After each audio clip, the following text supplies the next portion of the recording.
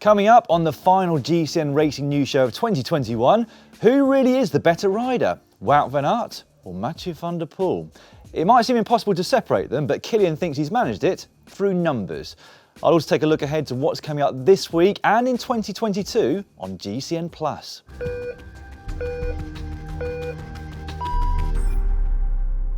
But I will start with the debate that rages between fans of Van der Poel and fans of Van Aert. Who really is the better rider? To some, I guess it doesn't matter. Both light up races, both make races more exciting, and it's a generational rivalry that keeps us all glued to our screens. Just like Cancellara and Bowman before them, in fact. With those two greats, the overlap came in the classics, but beyond those, they were very different riders. Cancellara was an exceptional time trialist, the world's best on his day, and there were many of those days. Bowman, though, was a great sprinter, a green jersey wearer at the Tour de France. With Van der Poel and Van Aert, though, those differences are smaller. Yes, Van Aert has proven himself more in the mountains, Van der Poel on the mountain bike side, but their skill set is very similar indeed. So how on earth do you decide who's best? Through stats, that's how. Over to Cillian to settle this once and for all. This is it, the question we all need answering. Who is the best at cycling their bicycle? Wout van Aert or Mathieu van der Poel? Yes, I can hear the heckles from the cheap seats already. Why can't we just enjoy both of them, savour the rivalry and not have to constantly compare them to figure out which one is better? Well, of course you can do that if you like, and it's what I do too. I enjoy them both immensely, but I enjoy stats as well, so here goes. There's so many aspects to this rivalry to consider, but we'll start at the start, cyclo-cross, where they both began their journey towards becoming world-class cyclists. In elite-level cyclo-cross racing, the two of them have ridden against each other 125 times. The score of who finished above whom in those races, Van der Poel 89, Van Aert 36. Van der Poel has won 141 elite races, Van Aert less than half of that tally with 67. When it comes to the World Cyclo-cross Championships, Van der Poel is leading on that front too by a score of 4-3. And if you consider the three elite level season-long race series, World Cup, Super Prestige and XFAO Bad Cameras Trophy, in terms of overall titles, the score is 7 each. On the cyclocross front, I think we have a clear winner, and that is Mathieu van der Poel, although not quite this season yet anyway. It's worth pausing here and marvelling at just how dominant the two of them have been in the world of cyclocross. At all levels of cross, elite, under 23 and junior, they've raced against each other 167 times. Of those 167, at least one of them finished on the podium in all but one race. That was the Brico-Cross Lochern in 2018, when Van Aert finished 6th and Van der Poel crashed out on the first lap. Every other time, 166 races out of 167, one or both have finished on the podium. The last time both of them started a cross race and one of them didn't win was 30 races and more than 3 years ago at the Koppenberg Cross in 2018. Of the past 100 races that they've both ridden, they've won 97 of them between them. So Van der Poel quite dominant in our comparison so far, but if we move on to road racing, the rivalry starts to even up a little bit. On the road, they've started 46 races together, with again Van der Poel coming out on top in a straight head-to-head of who finished higher than whom, 28-18. But that doesn't always tell the whole story. In 15 of those races, both of them finished in the top 10. Of those 15, Van der Poel won 6 of them. Van Aert only won 1. Again, things seems to be leaning more towards Van der Poel when they're in direct competition.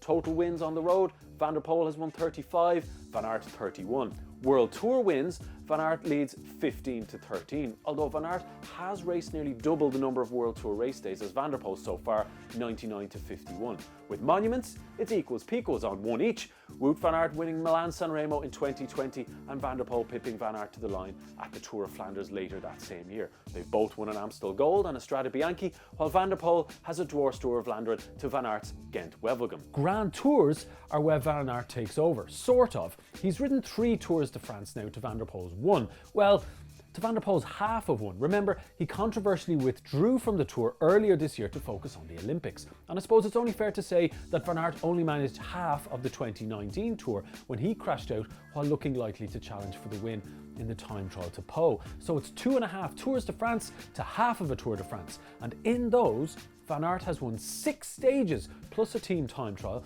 and Van der Poel has won 1. But who can forget the emotional moment when Van der Poel took the yellow jersey with that incredible double ascent of the Mur de Bretagne, nabbing 2 time bonuses to take the jersey which his grandfather Raymond Poulidor never managed to wear. So Van der Poel has a week in yellow in his column, something which Van Aert does not. On paper, faced with raw results and wins, I think Van der Poel actually shades it on the road as well, but the racing has given us a fuller picture, one where Van der Poel's wins on the road are achieved in a similar way every time, mad attacking with insane power numbers at the end of a hard day's racing. He's a swashbuckler, whereas Van Aert has shown he can do that too, and more. His 3-stage wins in this year's Tour showed such versatility even within road racing. He won the bunch sprint on the Champs-Élysées, he won a time trial, and he won the Mont Ventoux stage. No rider had won a trio of stages like that at the Tour since Bernardino. All the while, Van Aert was also being a teammate for first Primož Roglič and later to Jonas Vingegaard. And it's also easy to forget that Van Aert in both tours that he's finished has actually finished in the top 20 on GC himself. So the winner of the road battle is a little bit more open to interpretation than the cyclo-cross.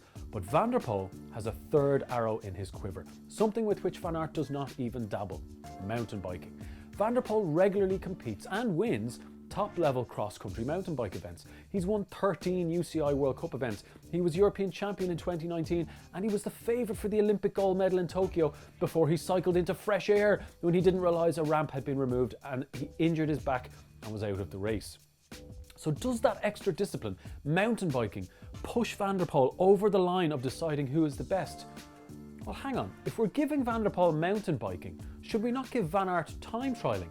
Even though it's a discipline within road racing, it is still a different discipline with a separate rainbow jersey for showing off who is the best at it. A rainbow jersey which Van Aert has not yet won, but he has come close, finishing second at the World's Time Trial this past 2 years. He's also won the Belgian National Time Trial Championships twice, an event in which Van der Poel has never even competed in the equivalent one in the Netherlands. Now that's not to say that Van der Poel can't time trial. He showed just how good he could be on stage 5 of the Tour de France when he was expected to lose the yellow jersey, but he smashed out the power, finished 5th and held on to yellow. And what was most remarkable about that time trial is that over the 27.2 kilometers, Van der Poel and Van Aert finished within 1 second of each other, but not just at the finish. There were 2 other time checks along the route, and at both of those as well, they were also within 1 second of each other. So they basically paced the entire time trial identically, nothing to separate them. So Van der Poel has shown maybe he could challenge Van Aert at time trialling too, whereas we've never seen how Van Aert would fare in a mountain bike event, although I certainly wouldn't be betting against him being world class at that as well. So, in my view, and this is a complete generalization of their careers, it seems that Van Aert has achieved a lot of his success because of the absence of Van der Poel in a lot of races, whereas Van der Poel has achieved a lot of his success in spite of Van Aert's presence. When they're both there, Van der Poel has had the edge. The prospect of both of them targeting the green jersey at the Tour de France next year is so juicy, it's genuinely mouthwatering. We've had great contests in the past for that jersey. Cillian Kelly versus Frank Host, Robbie McEwen versus Baden Cook, Mark Cavendish versus Thor Hushovd. But the way in which Mathieu van der Poel and Wout van Aert race and the ways in which they could conceivably score green jersey points mean the entire Tour de France could be turned on its head by these 2 guys. I cannot wait. So what do you all think? Who has been better so far? Which of them is better now? And which of them will win the green jersey next year? Because let's face it, it's not going to be anyone else, is it? Let us know what you think in the comments down below. Thank you, Cillian, and I'm very much looking forward to reading your comments on this very subject. Do the numbers tell the full story or not? Also, by the time this video is released, those 2 will have gone head to head in the latest round of the UCI Cyclo-cross World Cup, so there'll be another data point. And I'm betting that Van Aert has won that one, being a little further into his season. But no doubt this will be another clanger on my part in hindsight. And so I will move on quickly and let you know what there is to look forward to this week on GCN+. Today it's the next round of the Super Prestige in Huiden. That series then moves on to Diegem on Wednesday, and on Thursday it's the next round of the X2O Badkammers Trophy.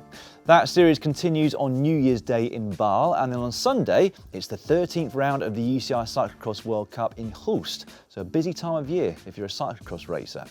That discipline will all culminate with the UCI World Championships taking place in Fayetteville at the end of January, and that's when the road season basically starts as well. So I wanted to tell you what races we have confirmed for the early part of the season on GCN+. The first race of the year on the road, in the absence of those pro races down under, is the Challenge Mallorca. 5 one-day races back-to-back, of which will have highlights each day, as there's no live coverage of that race. There is live coverage of the Vuelta a San Juan though, and that begins on the 30th of January, and that's where we'll get to see Peter Sagan start his new season and debut in his new Total Energy colours. Evenepoel, Carapaz and Ganna are all down on the provisional start list for that one, which will be available in all GCN Plus territories except for Latin America. The Grand Prix Marseillaise is on the last day of January, and then 2 days later, on the 2nd of February, it's the Vuelta Valenciana. Both those races are available in all territories, and the latter will see Vincenzo Nibali back in Astana colours for the first time since 2016, and Alejandro Valverde start his final season as a pro rider. A few days later in France, it's the Tour de la Provence, where Nairo Quintana is expected to compete for the first time next season, whilst the women's peloton will start their year on the 6th of January with a one-day race in Valenciana. Beyond that, we have already secured the live rights to all 3 of the Grand Tours, all the monuments, the Tour de France Femmes avec Zwift, and hundreds of other races as well. There are territory restrictions on some of the biggest races, so if you are considering subscribing or renewing at GCN+, it is important to double check what is available where you are. Nonetheless, it's going to be a very busy season by all accounts, with mountain bike track and cyclocross thrown into the mix as well, and so ahead of it, I'm going to have a few days off. I'll be back next Monday though with a wrap up of all the cyclocross racing from the holiday period. Take care everybody, thank you all for your support of GCN this year, have a great new year and I'll see you in 2022.